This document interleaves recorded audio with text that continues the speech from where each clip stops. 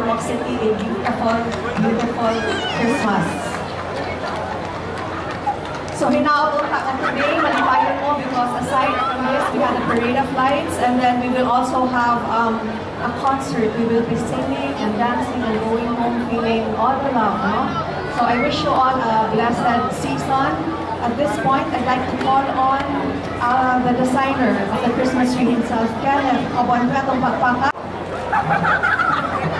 So, una sa tanan, magpasalamat ko ni Mayor Lucy, ni Congressman Richard sa pag-invite nato dire to be part sa inyong Christmas celebration.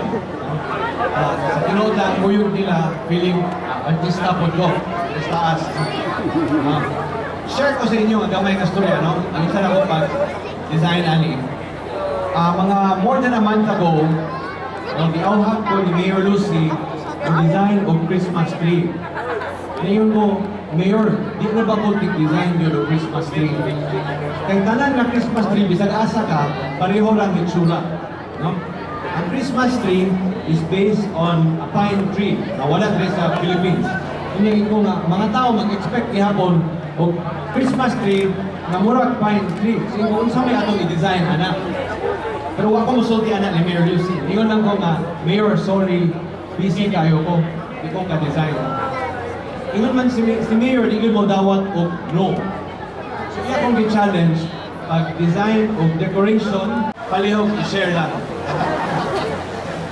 So, salamat kayo, Ormoc, sa paghatag na ako o higayon na makahimong usa ka butang na dako kayo. Into a Christmas storybook, a source of happiness and joy during this pleasant season.